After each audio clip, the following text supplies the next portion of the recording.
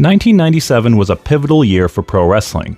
The Attitude Era boom was about to begin with the WWF, WCW, and ECW all competing for eyeballs. But in Japan, there was about to be a major shakeup in the women's wrestling scene. A living legend, a driven yet controversial businessman, and a roster of hungry talents formed a promotion that sought to redirect the style of Joshi. This is Defunct Championship Wrestling, Episode 25. The story of hyper-visual fighting ARSION, or A to Z.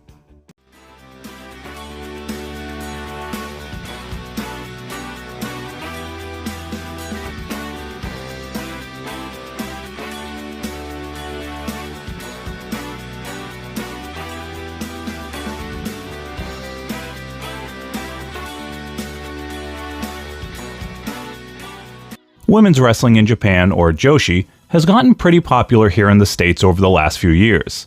Thanks to social media and streaming, it's much less niche than it used to be. It's still very niche, but fans are definitely more knowledgeable about Tokyo Joshi Pro, Stardom, and Sendai Girls than they would have been 25 years ago. It's allowed stars like Maki Ito, Miyu Yamashita, Mei Suruga, and others the opportunity to really make a name for themselves touring US promotions. But that wasn't the case in the 1990s. And because of that, many promotions that inspired the current landscape have been almost forgotten. That seems to be the case with ARSION.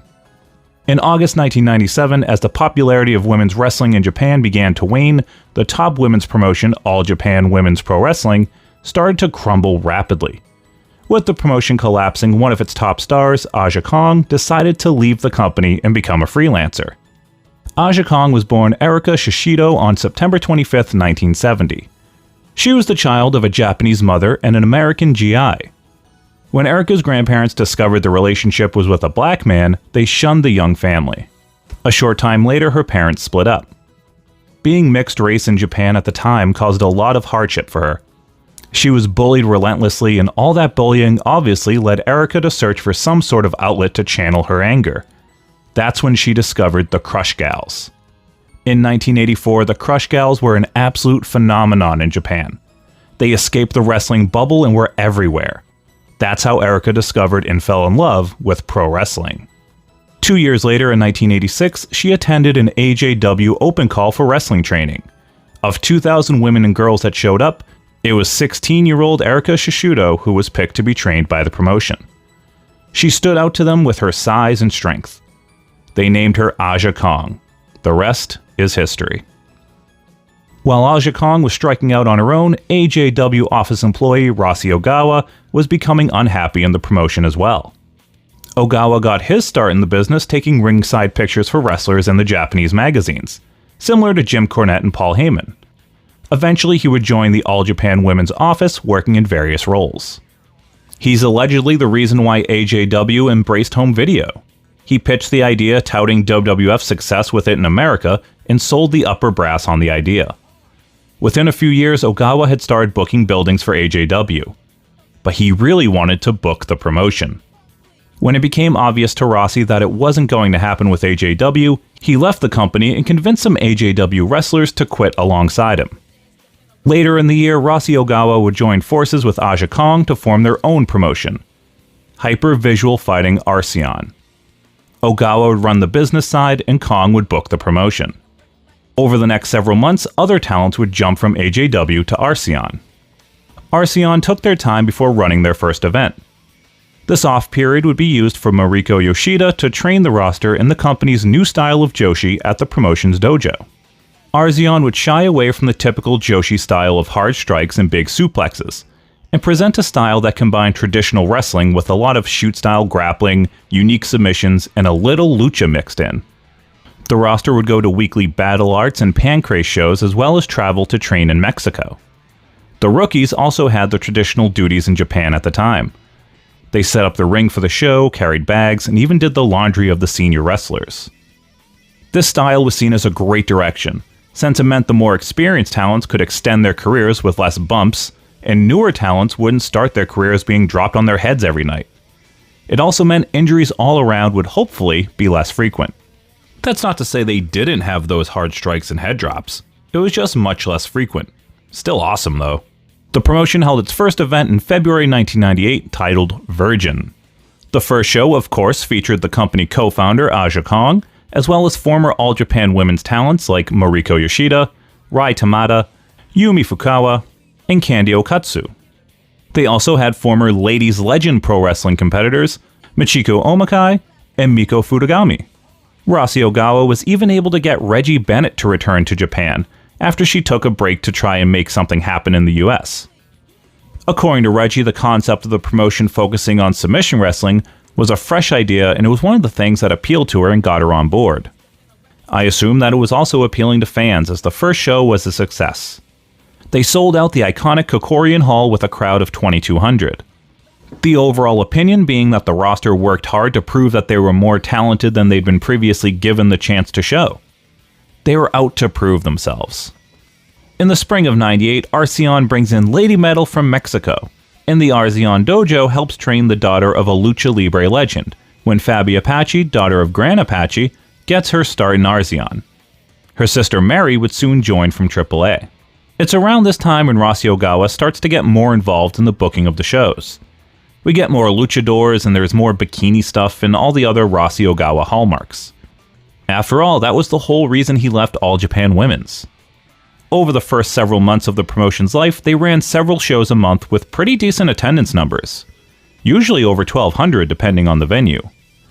ARSION also started to position Miko Futagami, Candy Okotsu, and Mariko Yoshida to join Aja Kong in the upper tier of stars. In August '98, they get another second-generation star in their ranks when Akayo Hamada, daughter of Gran Hamada, trains at the dojo and debuts for the promotion. The same month, ARSION holds their Shion tournament. The event wasn't for a championship, but to determine who was the strongest and best competitor. Mariko Yoshida would win the tournament, defeating the newcomer Hamada in the final. In a non-tournament match, ARSION introduced the wrestling world to Tiger Dream, a repackaged Candy Okatsu, as the first female member of the Tiger Mask family. Allegedly, Rossi Ogawa was a big fan of Okatsu and wanted to give her a big push, and saw expanding the Tiger Mask lineage as the best way to do that. Tiger Dream did get the seal of approval from Tiger Mask 4 and the original Tiger Mask, Satoru Sayama. She even trained with Tiger Mask 4 to get the moveset right. ARSION would end their first year in operation by crowning their first champions, when Hiromi Yagi and Rai Tamada defeated Ayako Hamada and Tiger Dream to become the twin stars of ARSION champions. And Mariko Yoshida would become the Queen of ARSION champion, defeating Candy Okatsu for the title. Yoshida was probably the best choice besides Aja Kong to be the inaugural champion. Yoshida represented the style of wrestler they were looking to present the company as. In February 1999, ARSION held their one-year anniversary show titled Stardom 1999 in Tokyo at Korakuen Hall in front of 1,500 fans.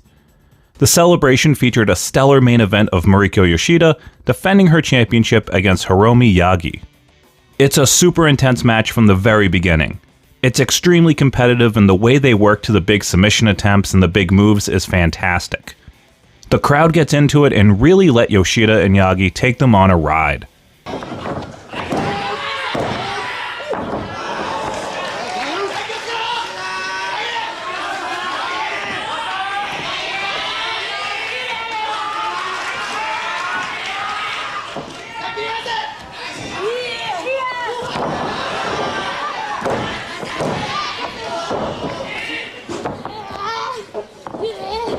Some of the reversals are unlike anything I've seen before.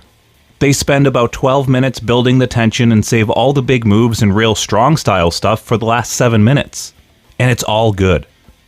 You need that early build up to really appreciate the story of the match, and it makes the home stretch so satisfying. Great match, check it out, I love it. With growth of the promotion stagnant, in the spring of 1999, in an effort to boost interest, ARSION takes Candy Okatsu, Ayako Hamada, Mika Aquino, and Ai Fujita and turned them into a pop idol group, Kazai. They hoped the group would have similar success to the Crush Gals as a crossover act, but the wrestlers lacked the musical ability to make it work.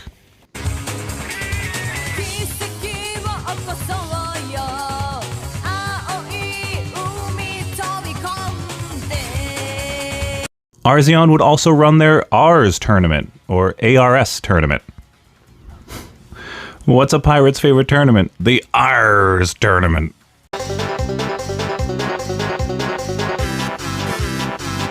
In August 99, at the Carnival of the Queens event, Aja Kong would defeat Mariko Yoshida for the Queen of ARSION Championship. Aja Kong, for the first year and a half of the promotion, was really taking a back seat. She wasn't front and center for the big matches and winning championships. She was mostly having squashes against younger talent, trying to give them a rub, by them just surviving against her. But maybe she thought, with the company not exactly growing, that the time was right for her to take the top spot. Later that same month, they would run the second annual Shion tournament. Rossi Ogawa supposedly loved theme shows and tournaments, so that's what he books a lot of in ARSION. In September 99, they introduced a new championship, the Sky High of ARSION Championship, with Chaparita Ashiri being crowned the first champion. The title was their version of a cruiserweight or light heavyweight championship. It was something for the mid-card high flyers to fight over. In December 99, ARSION held their yearly carnival event. To lighten things up, they brought in Torimon talents Don Fuji and Magnum Tokyo for some fun mixed tag comedy action.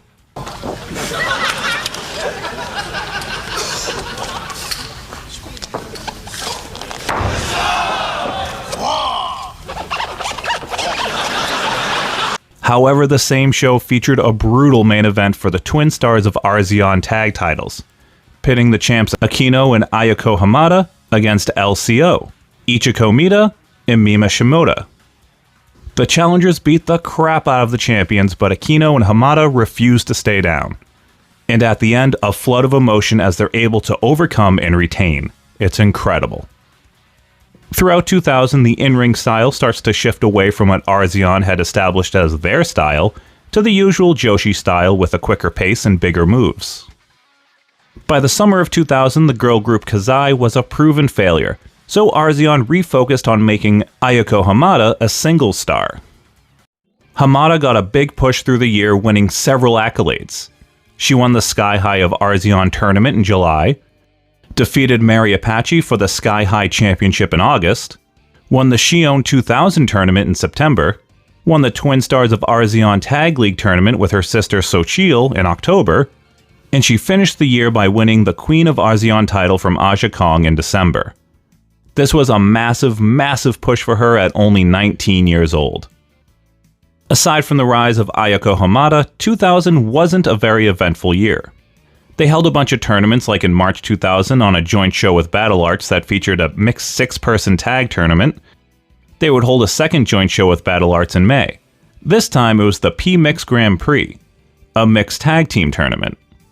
In November, during their carnival event, they would hold another 6-person tag tournament, this time titled the Hyper Trio 6-Man Tag Team Tournament. The new year would start off with a major shakeup for ARSION. Shortly before the 3rd anniversary show in February 2001, Aja Kong resigned from ARSION due to conflicts with Ogawa regarding her pay and the direction of the promotion. Ogawa set up an angle where, prior to her tag match with Mariko Yoshida against LCO, wrestlers would come into the ring demanding Aja's resignation. She would beat up her opponents, take the mic, and quit, leaving Yoshida to fend for herself. Kong followed through with the plan and would exit the company after the 3rd anniversary shows.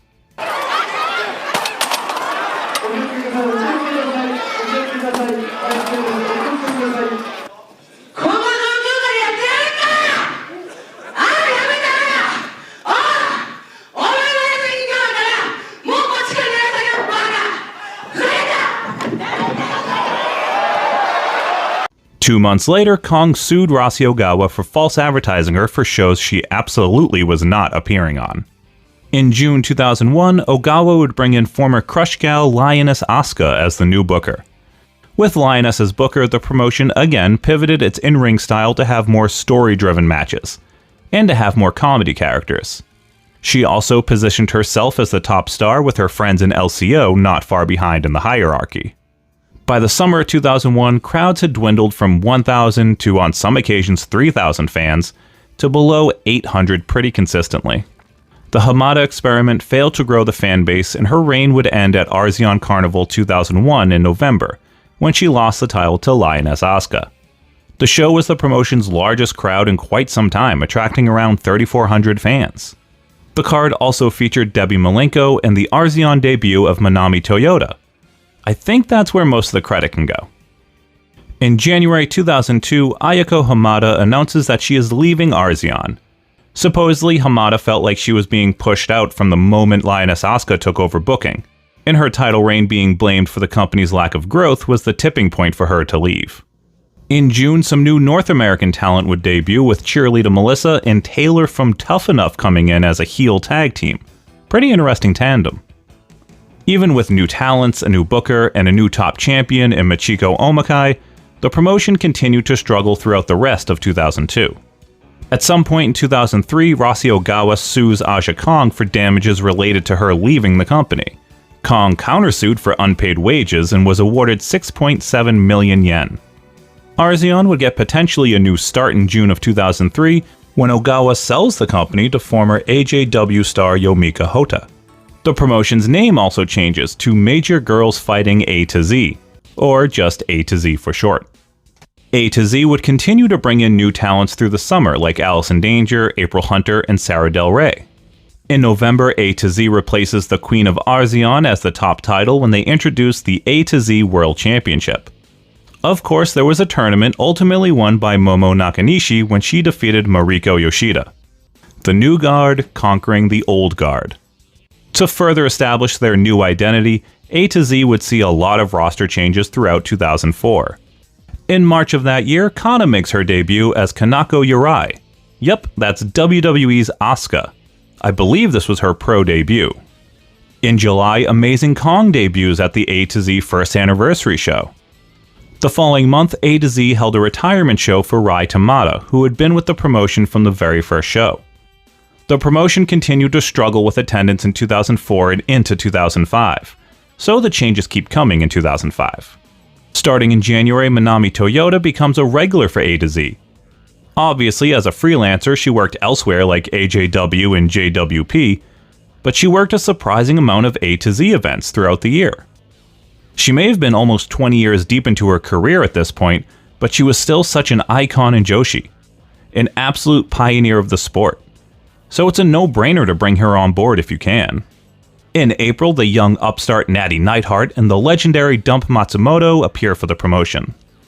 By early 2006, it's clear no amount of legends, fresh faces, or changes in wrestling style was going to save the promotion. On March 19, 2006, A to Z run their final event. The show, of course, featured a tournament. The only one tag tournament, held in front of 900 fans. The main event and tournament final saw Kamiko Meikawa and Yomiko Hoda defeat Manami Toyota and Sachi Abe. In January 2024, a small ARSION reunion was held in Tokyo, featuring lots of memories and a 3-match card headlined by a massive 6-man tag of hyper-visual fighting alumni, as Akino, Leon, and Yu Yamagata took on Michiko Omakai, Yumi Fukawa, and Ai Fujita to a 10-minute time limit draw. Unfortunately, Aja Kong wasn't a part of the show, but we did get a surprise appearance by Ayako Hamada, who seemingly let go of the issues from the past with Rossi Ogawa. And that's the story of hyper-visual fighting. ARSION may not have changed the entire wrestling landscape, or have some great concept that was ahead of its time, but it showed the wrestling world that Joshi didn't have to be reckless or hyper-violent. There were, in my opinion, some really powerful in-ring stories being told at times. It's really good wrestling. It's not good for women's wrestling, it's just really good wrestling. The tag matches especially are some of the best I've seen. ARSION may not be as fondly remembered as All Japan Women's, but it introduced so many talents that would inspire the next generation. And ARSION was the blueprint for Ogawa's other promotions, Stardom and Marigold, which have found loyal audiences. I don't know exactly why ARSION struggled the way it did for so long. Maybe the early in-ring style wasn't what most fans wanted. Maybe there were too many other women's promotions vying for attention. There were 2 other women's promotions that broke off from AJW around the same time as ARSION. Maybe it was a lack of star power. Most of the talents that jumped from other promotions were lower to mid-card workers, and the rest of the roster were mostly rookies. Like, would Pro Wrestling Noah have taken off the way it did if it was just Misawa and some dojo guys? Probably not. I've got a playlist in the description of some ARSION matches, so feel free to check that out. And thanks to Artemis Prime, who suggested this subject long ago. Drop any of your suggestions in the comments. And feel free to critique my Japanese. Don't forget you can support the channel by subscribing or finding me on social media, either here or here. I'm Scott from WrestleSpective. Watch wrestling. Love wrestling. Thanks for watching.